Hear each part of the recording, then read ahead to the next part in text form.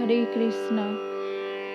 तब कुरुवंश के वयोवृद्ध परम प्रतापी एवं वृद्ध पितामह ने सिंह गर्जना की सी ध्वनि करने वाले अपने शंख को उच्च स्वर से बजाया, जिससे दुर्योधन को हर्ष हुआ। अर्थात कुरुवंश के वयोवृद्ध पितामह अपने पौत्र दुर्योधन का मनोभाव जान गए और उसके प्रति अपनी स्वाभाविक दयावश उन्होंने उसे प्रसन्न करने के लिए अत्यंत उच्च स्वर से अपना शंख बजाया, जो उनकी सिंह के समान स्थिति के अनुरूप था।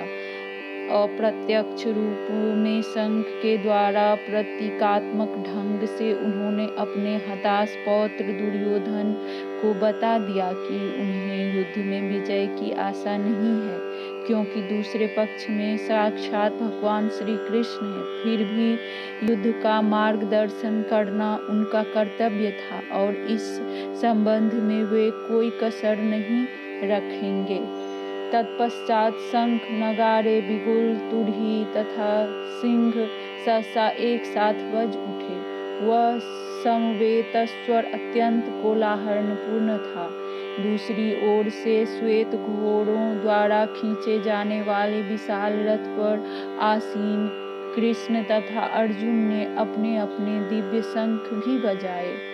भीष्म देव द्वारा बजाए गए शंख की तुलना में कृष्ण तथा अर्जुन के शंखों को दिव्य कहा गया है। दिव्य शंखों के नाद से यह सूचित हो रहा था कि दूसरे पक्ष की विजय की कोई आशा न थी, क्योंकि कृष्ण पांडवों के पक्ष में थे। जय सदा पांडु के पुत्र जयसु की ही होती है, क्योंकि भगवान कृष्ण उनके साथ हैं और जहाँ जहाँ भगवान विद्यमान है वहीं वहीं लक्ष्मी भी रहती हैं, क्योंकि वे अपने पति के बिना नहीं रह सकती। अतः जैसा कि विष्णु या भगवान कृष्ण के शंख द्वारा उत्पन्न दिव्य ध्वनि से सूचित हो रहा था, विजय तथा श्री दोनों ही अर्जुन की प्रतीक्षा कर रही थी। इसके अतिरिक्त जिस रथ में दोनों मित्र आसीन थे वह अर्जुन को अग्नि देवता द्वारा प्रदत्त था और इससे सूचित हो रहा था कि दोनों लोकों में जहाँ कहीं भी यह जाएगा वहाँ विजय निश्चित है। भगवान कृष्ण ने अपना पंचजन्य शंख बजाया। अर्जुन ने देवदत्त शंख तथा अतिभोजी एवं अति मानवीय कार्य करने वाले भीम ने पौंड्र नामक शंख बजाया। तत्पश्चात इस श्लोक में भगवान कृष्ण को ऋषिकेश कहा गया है, क्योंकि वे ही समस्त इंद्रियों के स्वामी हैं। सारे जीव उनके भिन्नांश हैं, अतः जीवों की इंद्रियां भी उनकी इंद्रियों में अंश है।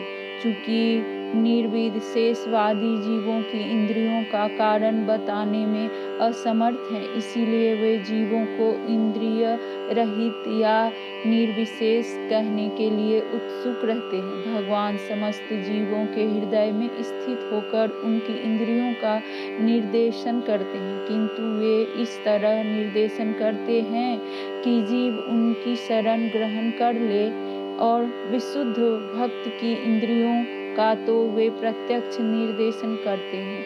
यहाँ कुरुक्षेत्र की युद्ध भूमि में भगवान कृष्ण अर्जुन की दिव्य इंद्रियों का निर्देशन करते हैं, इसीलिए उनको ऋषिकेश कहा गया है। भगवान के विविध कार्यों के अनुसार उनके भिन्न भिन्न नाम हैं। उदाहरणार्थ इनका एक नाम मधुसूदन है, क्योंकि उन्होंने मधु नाम के असुर को मारा था। वे गौओं तथा इंद्रियों को आनंद देने के लिए कारण गोविंद कहलाते हैं। वासुदेव के पुत्र होने के कारण इनका नाम वासुदेव है। देवकी को माता रूप में स्वीकार करने के कारण इनका नाम देवकी नंदन है।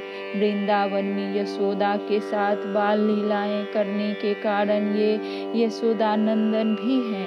अपने मित्र अर्जुन का सारथी बनने के कारण पार्थ सारथी हैं। इसी प्रकार उनका अनेक ऋषिकेश नाम है। ऋषिकेश है क्योंकि उन्होंने कुरुक्षेत्र के युद्ध में अर्जुन का निर्देशन किया है। इस श्लोक में अर्जुन को धनंजय कहा गया है क्योंकि जब इनके बड़े भाई को विभिन्न यज्ञ संपन्न करने के लिए धन की आवश्यकता हुई थी तो उसे प्राप्त करने में उन्होंने सहायता की थी। इसी प्रकार भीम भी वृकोदर कहलाते हैं क्योंकि जैसे वे अधिक खाते हैं उसी प्रकार वे अति मानवीय कार्य करने वाले हैं। जिसे हिडिंबासुर का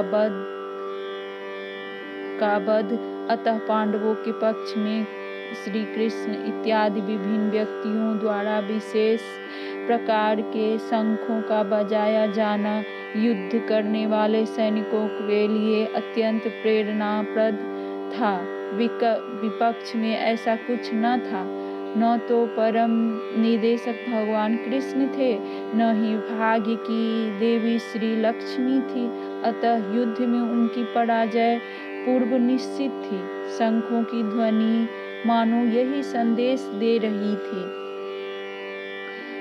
हे राजन, कुंती पुत्र राजा युधिष्ठिर ने अपना अनंत विजयी नामक शंख बजाया। संजय ने धृतराष्ट्र को समझाते हुए कहा तथा नकुल और सहदेव ने सुघोष एवं मणि पुष्पक शंख बजाए। महान धनुर्धर काशीराज, परम योद्धा शिखंडी, धृष्टद्युम्न, विराट, अजय, आदित्य, सात्विक, द्रुपद, द्रौपदी के पुत्र तथा सुभद्रा के महाबाहु पुत्र आदि सबों ने अपने अपने शंख बजाए।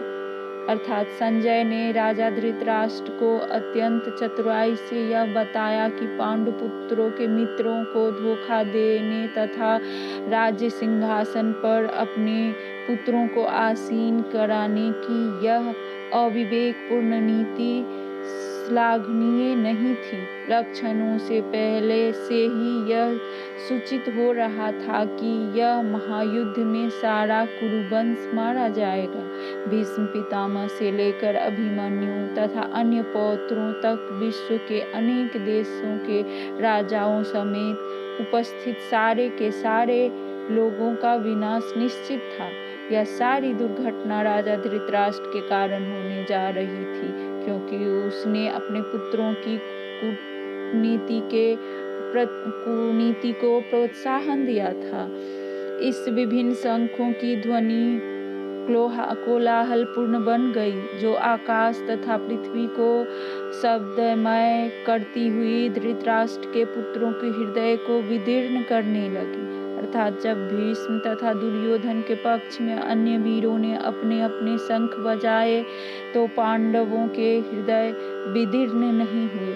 ऐसी घटनाओं का वर्णन नहीं मिलता, किंतु इस विशिष्ट श्लोक में कहा गया है कि पांडव पक्ष के शंखनाद से धृतराष्ट्र के पुत्रों के हृदय विदीर्ण हो गए। इस कारण स्वयं पांडव और भगवान कृष्ण ने उनका विश्वास है। परमेश्वर की शरण ग्रहण करने वालों को किसी प्रकार का भय नहीं रह जाता, चाहे वह कितनी ही विपत्ति में क्यों न हो। उस समय हनुमान से अंकित ध्वज लगे रथ पर आसीन पांडुपुत्र अर्जुन अपना धनुष उठाकर तीर चलाने के लिए उद्यत हुआ। हे राजन, धृतराष्ट्र के पुत्रों को व्यूह में खड़ा देखकर अर्जुन ने श्री कृष्ण से ये वचन कहे। अर्थात युद्ध प्रारंभ होने ही वाला था। उपर्युक्त कथन से ज्ञात होता है कि पांडवों की सेना की अप्रत्याशित व्यवस्था से धृतराष्ट्र के पुत्र बहुत कुछ निरुत्साहित थे, क्योंकि युद्ध भूमि में पांडवों का निर्देशन भगवान कृष्ण के आदेशानुसार हो रहा था। अर्जुन की ध्वजा पर हनुमान का चिन्ह भी विजय का सूचक है, क्योंकि हनुमान ने राम तथा रावण युद्ध में राम की सहायता की थी। जिससे राम विजयी हुए थे। इस समय अर्जुन की सहायता के लिए उनके रथ पर राम तथा हनुमान दोनों उपस्थित थे। भगवान कृष्ण साक्षात राम हैं और जहाँ भी राम रहते हैं वहाँ उनका नित्य सेवक हनुमान होता ही होता है तथा उनकी नित्य संगिनी वैभव की देवी सीता उपस्थित रहती हैं। अतः अर्जुन के लिए किसी भी शत्रु से भय का कोई कारण नहीं था। इससे भी अधिक इंद्रियों के स्वामी भगवान कृष्ण